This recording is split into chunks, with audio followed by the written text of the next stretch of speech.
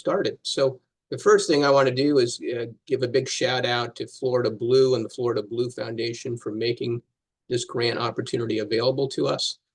We are now going into our 15th year of this Florida Health Literacy Initiative.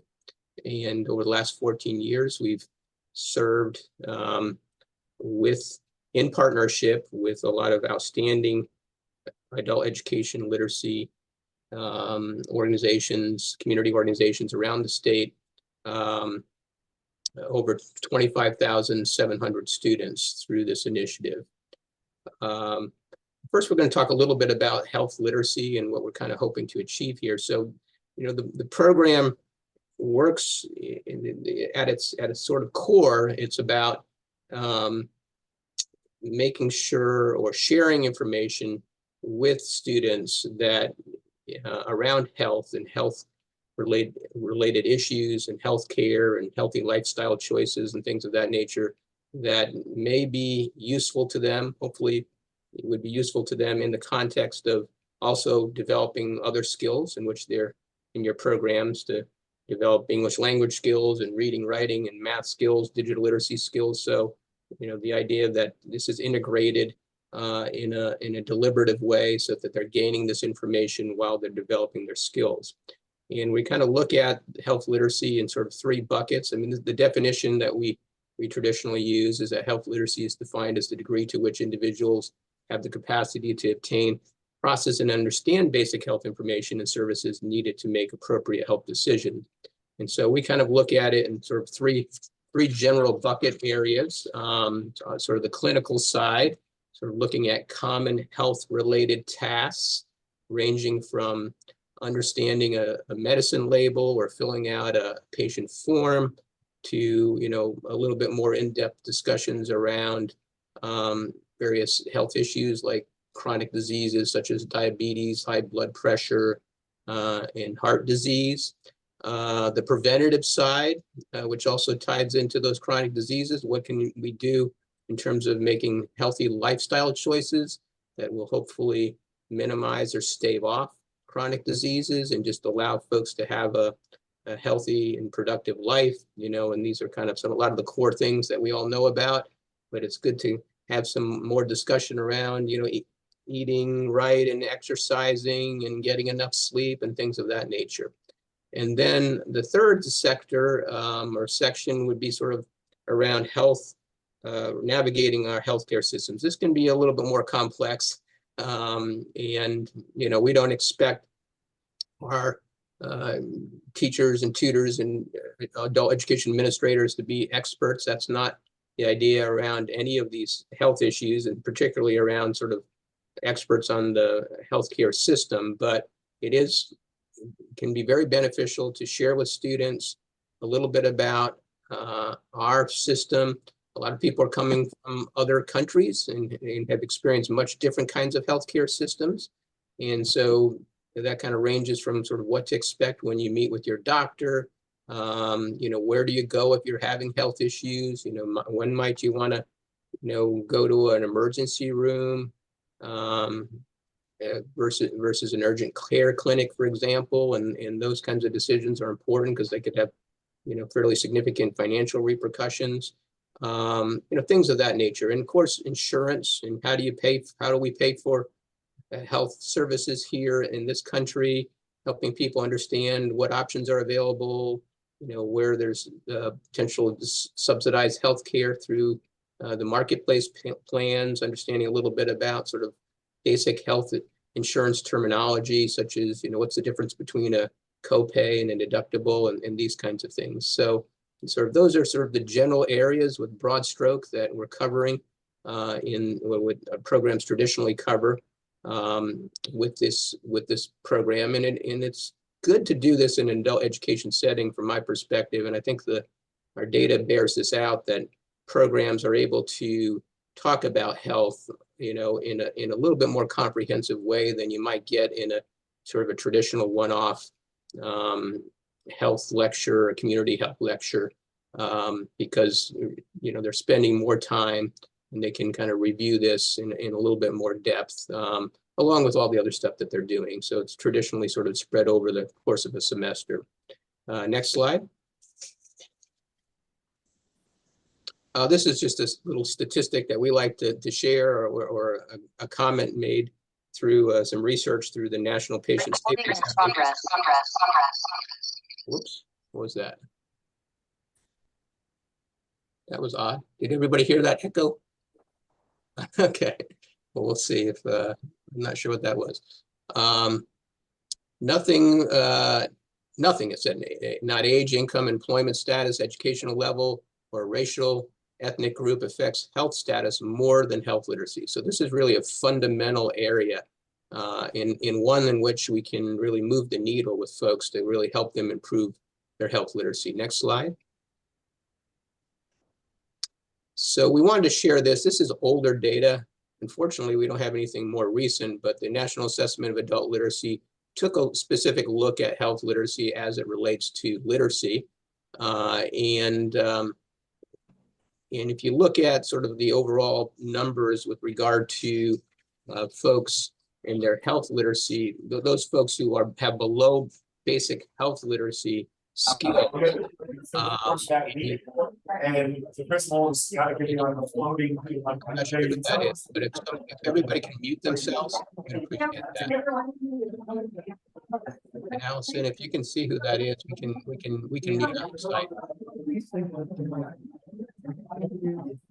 I'm not sure how to see while I'm sharing the screen. Let's see. Okay. I can. I think we're good now. Looks like. Okay. Okay. So, so this illustrates that the folks that we traditionally serve in adult education really are more at risk of having low health literacy skills. So if you look at folks who did not graduate from high school, people who speak English or did not speak English before starting school, Hispanic adults, older adults, there's a number of populations, subpopulations here that are at a little bit higher risk of having low health literacy. So that just illustrates that this can be a very good fit for adult education. Next slide.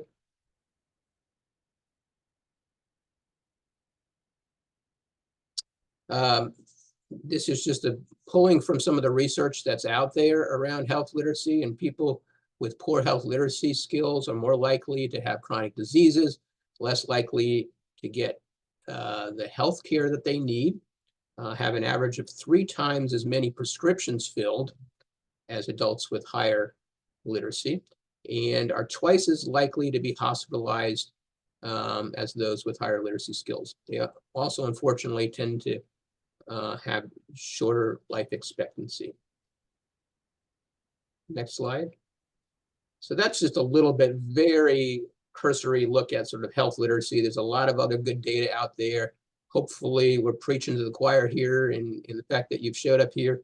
There's recognition on your part that health literacy is important, but we'd be happy to, actually on our website, there's a lot more information if you want, and links to different research studies and data sets that really make a strong case for the importance of focusing on health literacy. So with regard to our initiative, this is just a little bit of information. You know, we are, as I mentioned, we've been doing this for a while now. We've served, or we've partnered with and provided mini grants to over 75 organizations, served over 25,000 students. Community partnerships are a big component of this, and we'll be talking about that a little bit later. And the grants themselves are not huge. They're $5,000, and the programs that receive them have done some truly remarkable work, and we'll be sharing a little bit more about that as well. Next slide. Here are our current grant recipients for our 2023-2024 year.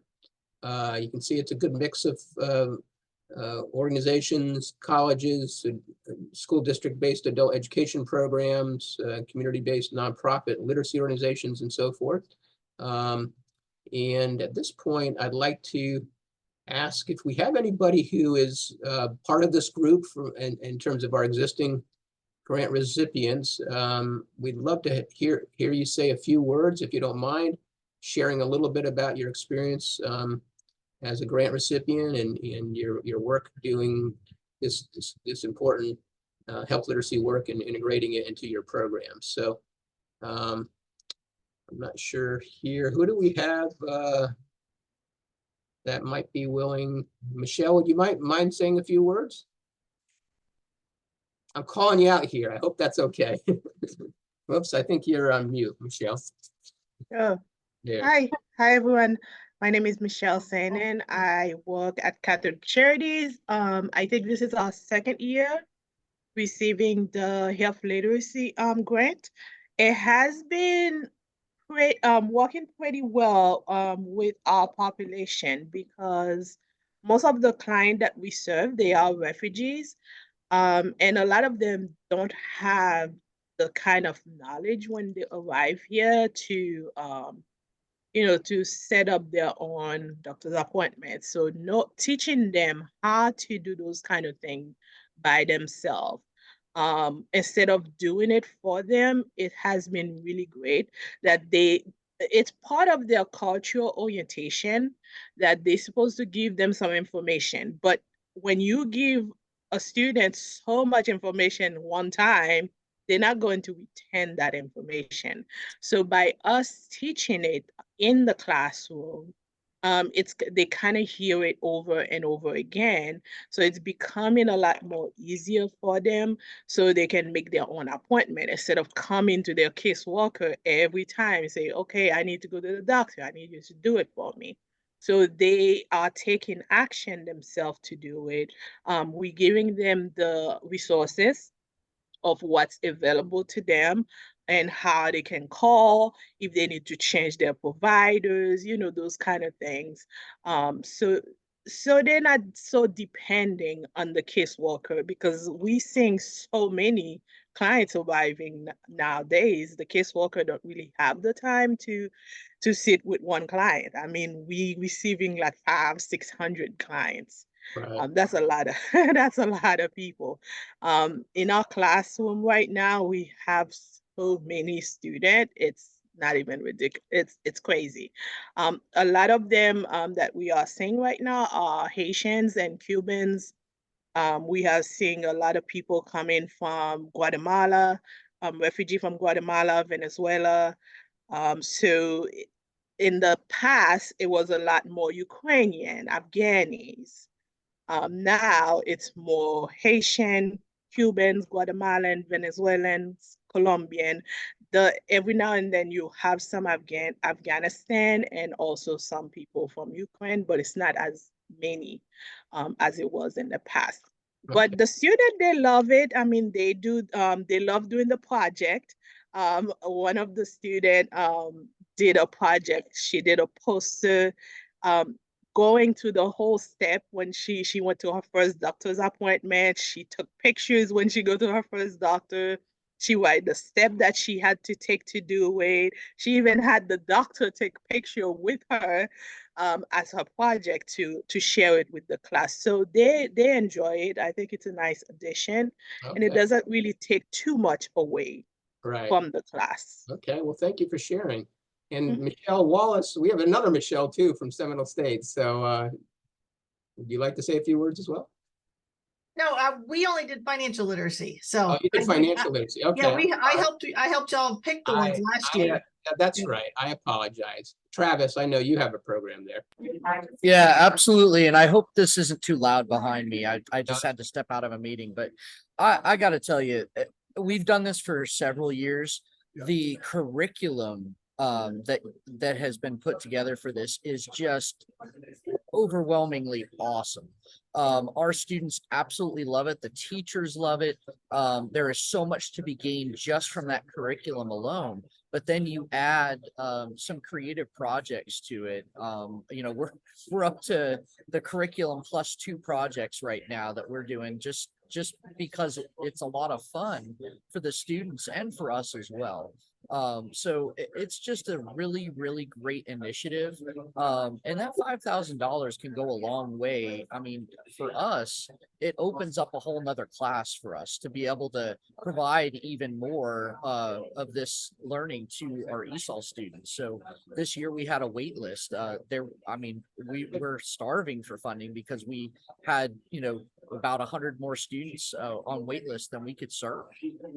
So I'm so excited for next year, where we just got a little bit more funding to bring this probably to another 100 to 200 more students. So they love it. The students love it. I highly recommend the whole project. The Literacy Coalition is just so easy and fun to work with. Allison has been so responsive when I email her with questions and everything, and Greg is always so informative. I love this project. I love you guys, and I recommend it to anybody. Okay, well, thank you. Appreciate that. Does anybody else want to share? Should we go ahead and move on? Oh, if there's somebody else? Hi, Yeah, go ahead. let me, hi, everyone. We've received funding from you guys for several years now, and every year it's been a very wonderful experience. We offer levels of ESL, and that gives us, with this funding, it gives us an opportunity to assist our clients and provide them with the tools and education they need to learn a lot of things that are related to health, like eating healthy, going to their doctor's appointment, and we're able to break it down into their level, their English level. So we're able to start from, making what is up for, what do you have to do that you've been when you go into the doctor, how you're supposed to fill it out, what is gender, male, female, the words that they may not recognize, because they're just new to speaking English. So it gives us an opportunity to help them and teach them and walk with them in a way, through the steps and through our medical system. So it's been great. Thank you so much. Okay, well, thank you. Yeah, you're kind of breaking up a little bit there. I think we got the gist of it, and we really appreciate all your good work, everybody who's been involved with this. You're really doing the heavy lifting on this and really making a huge difference in students' lives, and we very much appreciate opportunity to partner with you on this. So if we can go back to the slides, Allison.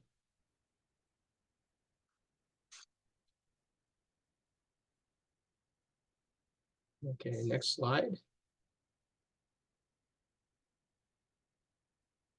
So we do have, we do collect data. That's part of the process. And we'll be sharing a little bit more about sort of the data collection. We have a pre and post assessment and some surveys, but this is just a snippet of the information. There's a lot more on our website, but this really, I think, rings true in terms of the impact. And I know it's been something that has impressed Florida Blue and others, that good work that you all are doing has really moved the needle.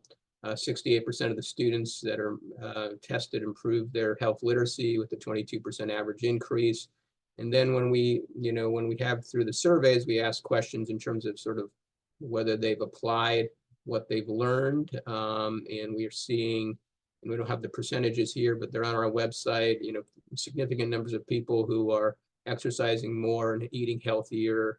They're more comfortable, communicating with their doctor and things of that nature. So, it probably doesn't capture the full impact, but certainly it's strong indicators that people are using this information and applying it in their daily lives. So, next slide. Okay, and with that, I'm going to turn it over to Allison. Okay, thanks, Greg, and welcome everybody. So glad you could join us today. So I'm Allison Bell, the Health and Financial Literacy Coordinator here at Florida Literacy Coalition, and I'm going to talk just a bit more about the Health Initiative. So it's a really special program because we're able to help people not only learn health information, but the skills needed to lead a healthy lifestyle. We're building in many of these classes not only English skills, but health literacy skills, numeracy skills, digital literacy skills.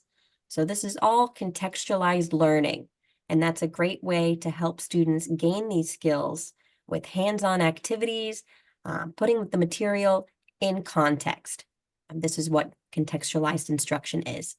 So this all builds confidence in students' ability to think critically about all information, but more specifically, health information.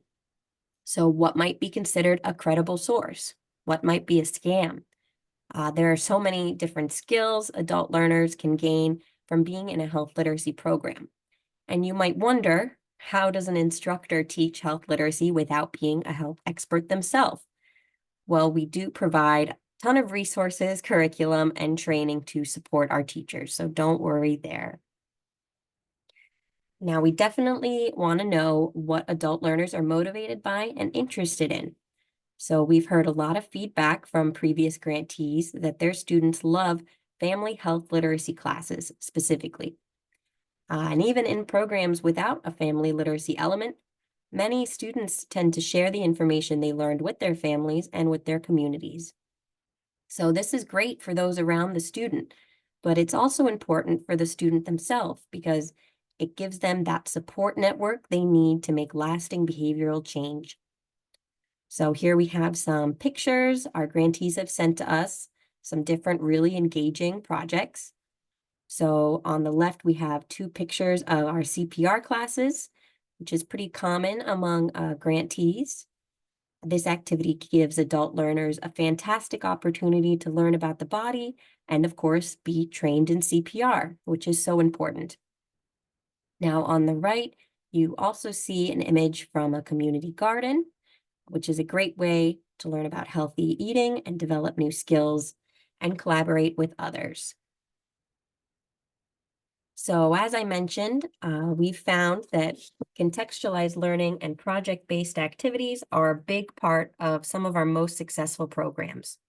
So these activities can develop soft skills like communication, confidence in speaking, developing presentations, problem solving, and even educating others. And we do have a page on our website of past projects, project-based learning projects that you can look at for more inspiration. So just take a little peek at what it looks like. We have videos from many years and some little blurbs about activities that have been done in the past. Field trips, of course, are very common. Contests, presentations by guest presenters as well as students. There's a health recipe book that was compiled with the students' favorite healthy recipes. And I also want to discuss the importance of community partnerships.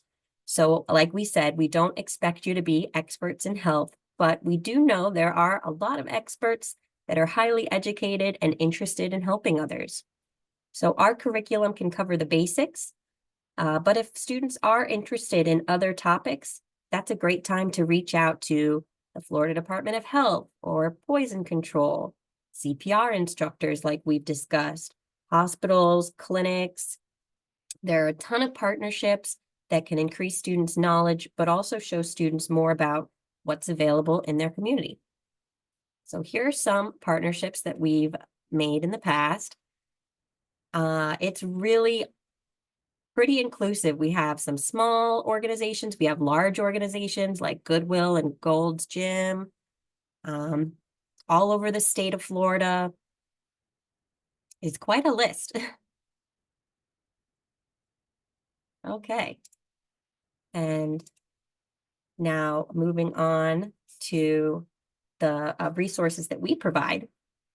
So we have the Staying Healthy curriculum, which includes Staying Healthy, our main blue book, which is intermediate. And then we also have Staying Healthy for Beginners, which is written at a slightly lower reading level for those ESOL students. So we also have a book on coping with stress, women's health. Take a peek at some of these. Health careers, and teacher's guides for all our material with discussion guides and activities. So these can be found on our website and downloaded for free, either the whole book or by chapter. But also, if you're a literacy provider in Florida, you can contact us and order physical copies that can be sent to you at no cost, whether you're a grantee or not. So that's good to keep in mind. I do want to spotlight our Health Careers Guide. So it was developed as an ebook last year or recently, a couple years ago. It has links and videos to teach about health careers that require 2 years of education or less. So this includes not only clinical jobs, but other types like administrative jobs and even IT. So this is a great way to show adult learners some career opportunities that are available to them. We have some videos that address common topics covered by our instructors: sleep, blood pressure, eating healthy, keeping yourself healthy, free of viruses, budgeting for eating healthy. And then we have this resource collection here. There's one for staying healthy as well as staying healthy for beginners. This was created by adult educators. And this is like a free resource library with interactive websites and other miscellaneous activities for students to learn with. We also provide instructor webinars for professional development. And finally, during our Florida Literacy Conference this May, we offer a health literacy tract, which is a great way to learn, of course, about health literacy. So our conference this year will be held May 8th to May 10th at the Orlando Marriott, and grantees are expected to attend the conference. So we'll be awarding 14 grants of up to $5,000 each, with the grant cycle beginning May 1st and going until April of 2025. So grantees must be a 501c3 nonprofit organization or government-based agency that provides adult ESOL, adult literacy, and/or family literacy instruction in Florida. We do ask that grantees commit to basic reporting requirements, which include a pre- and a post-knowledge assessment, as well as a student health behavior survey, which we did see some data from earlier. We also have an instructor survey where we ask instructors to give us some feedback about the resources they have, what they might need, and some changes that they've been able to see in their students. Finally, we have 4 quarterly networking meetings. The first of these meetings will be held at the Florida Literacy Conference. I do want to mention, we often get questions about family literacy programs. So family literacy may be part of your program. We just want the focus to be on teaching adults to teach their children instead of focusing on just the instruction of kids. So this might look like literacy adult activities for both parents and teachers, or a training activity for parents, as well as age-appropriate education for the children. To interject real quickly on the conference, we'd love to have all the grant recipients come and join us for the full 3 days, but we understand that that's not always workable. So the required piece is the first day of the conference on May 8th, when we do the orientation that Allison just referenced. Yes, thank you for adding that, Greg. So now, just to talk a little more in depth about the application materials, they are posted here on our website. So here you'll find our guidelines, which contains a link to the application. Just to give you a peek at what it looks like. Okay, so this is what you'll see. And there's all the information. This is the link for the application. And it's about the same as it's been in previous years for those of you reapplying. I'll talk a little more in depth about how we need things added in a PDF and some logistics like that in just a moment. So we also have, as well as the guidelines, we have a checklist and a frequently asked questions document. So applications are due March 13th by 5 p.m. and materials must be submitted electronically. I will be sure to post a link to this page in the chat before the meeting concludes. Well, I just did. Oh, you did. Perfect. Thanks. Okay. So here, as we were just looking at, this is the application. So you'll start off by entering basic information about your organization, and then you'll upload the narrative and the budget. We do ask that, like I mentioned, these are submitted as PDFs, and the narrative and budget should be no longer than 5 pages. You can also include some supporting materials, but this is limited to 2 pages. Okay. Now, a little bit about the narrative. We do ask that you include a project abstract, which is just a basic summary of the goals, history, and accomplishments of your organization.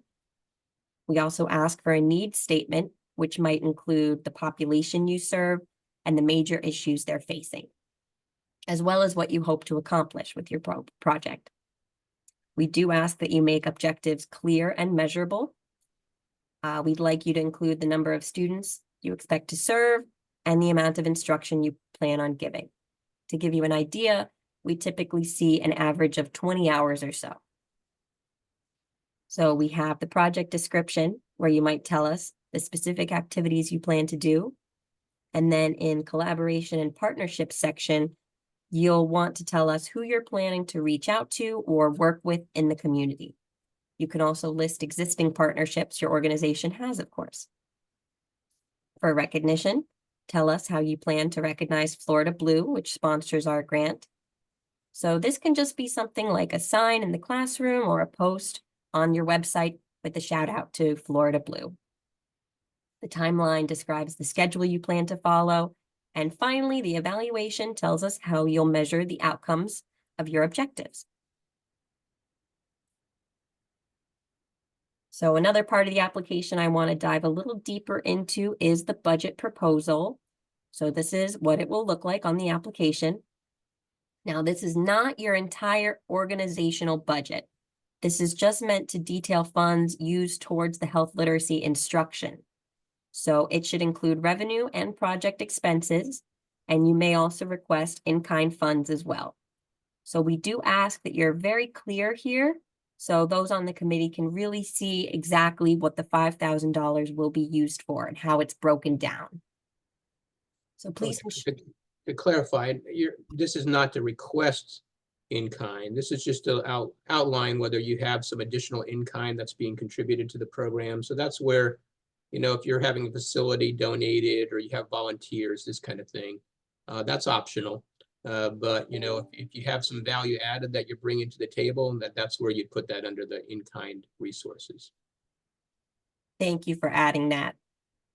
And the last thing I just wanted to add was you should ensure your budget aligns with the stated objectives and the narrative. So don't bring up new requests in the budget if you haven't detailed them in the rest of the application.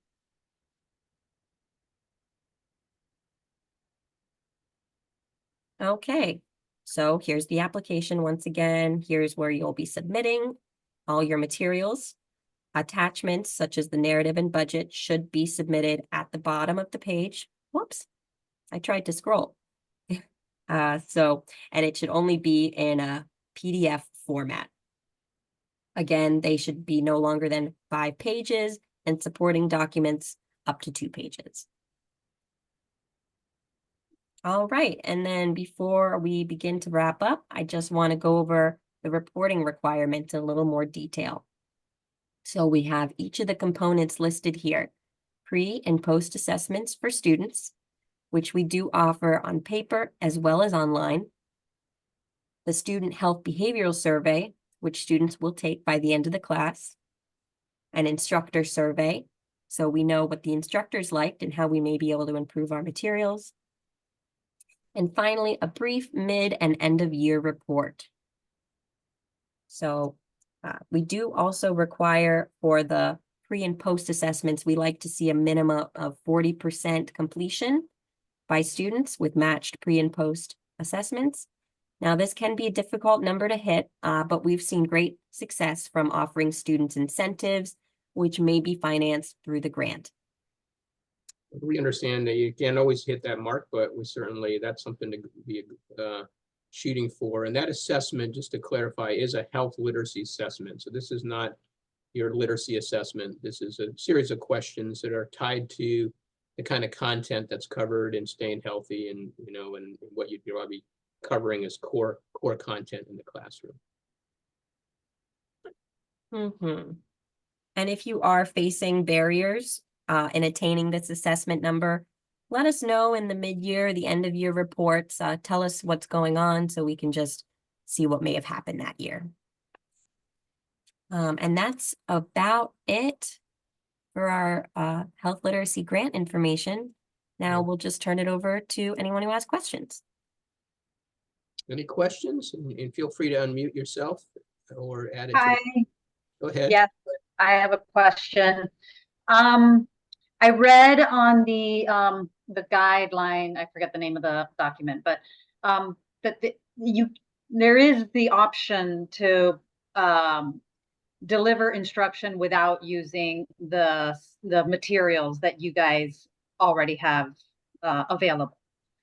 If an organization were to want to just, explore that option, how would that align with the evaluation piece, as far as being able to, make sure that whatever is being evaluated is also being covered in the curriculum that we might have, but not necessarily the one that you provide? Right. So you would need to just go into both the pre and post evaluations, and they're very similar. You need to kind of take a look at that, because the high majority of folks are using staying healthy to some degree as part of it. It's not a requirement, but that kind of helps you cover that base. So if you're gonna, I say that with the understanding that people are also supplementing with lots of other good stuff too. So if you're gonna go away from that in terms of your primary sort of curriculum, then you'll just need to do a little extra work and just make sure that the curriculum that you're using is covering the same kind of core topics that you're seeing in the in the pre and post assessment. Okay, that makes a lot of sense. I did link in the reporting requirements section on the PDF. There's a link here. Click here to view the pre and post health literacy assessment. And when I click there, I cannot see it. So I don't know if that's something that can be emailed to me or provided in a different way. Can you put that, I can look at those. Allison, can you put that in unless the link's not working? Is it not working, or is it? Can you just put it in there in the chat just to share that right now? Okay. Thank you. And then the very last thing I wanted to ask you guys is, would you be able to give me an example of a grantee that has been a part of this without necessarily, again, using the curriculum that is being provided by the Literacy Coalition? I don't know off the top of my head, to be honest with you. Okay. That says a lot. Yeah, too. Yeah. I mean, they'll use the staying healthy to varying degrees, but I don't. I think we had some folks who were doing family literacy, and they kind of went in a little bit different direction, but that's been a few years back now. So I don't think we have really good information to share with you in terms of sort of alternative approaches. Now, one thing I did want to mention, I think all the grant recipients who received grants in the past know this, but I think it's worth reiterating, especially for those of you who are maybe first timers, that this is a grant that programs can reapply for. So if you're, some grant opportunities, are kind of a one and done kind of thing, and that's not the case here. So we do have programs, and it was alluded to earlier that, or have received this over multiple years. And so if that's a factor in terms of your consideration as to whether to do it, as to whether it's something that you plausibly will be able to continue to get support for in future years, then I just wanted to make sure that was clear, that that it is not, it's not a new group of people every year. We usually, in fact, we've always had a combination of returning programs and some new programs too. Other questions?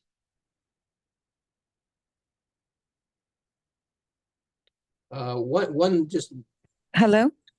yeah, one word of advice I wanted to share is just follow the directions. When we do have a group of people, independent review committee. Michelle served on that committee last year. That's why I was thinking of you as in the health literacy spectrum, Michelle. And so, just make sure that you keep into the 5 pages and that you're kind of working through the components and that your budget aligns with your project description and so forth. You'd be surprised that we get people who are, submitting 8 or 9 pages applications and things, and that, doesn't really sit well with the review committee. Was there another question? Yes, Yes. hello, this is Shirley Dominguez. Hi. My question is, so my understanding is you have to have already classes in place, or is this a grant where we can apply because of partnerships that we go out into the community and provide classes for? You go out in the community and provide adult education classes already? So Or- what we do is we go out into the community and we educate people exactly for this, which is health literacy, on learning how to use their insurance and things of the sort. So we just wanted to understand, do we have to be a curriculum based, like a classroom based facility, or can we do it through the partnerships that we have developed with other community partners?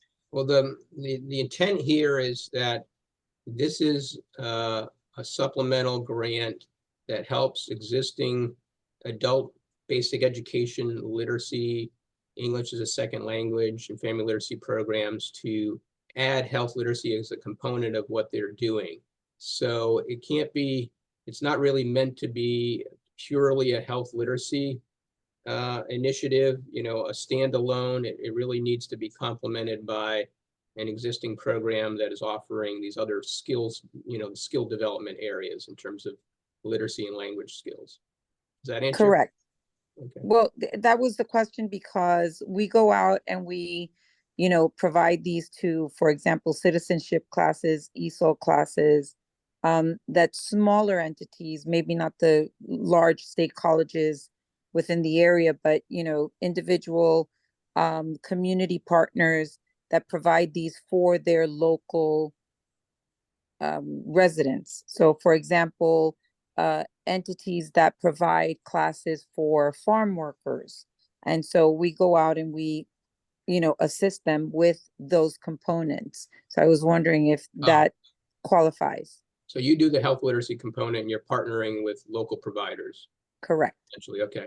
So yeah, I mean, I would strongly recommend that you submit it as a partnership, a proposal, that you have whatever 2 or 3 or however many organizations that are working with you currently or want to work with you who are offering adult education services, and you would be the health literacy provider piece, I guess, right? You go into the classes and provide the instruction rather than them hiring a teacher to do that, essentially.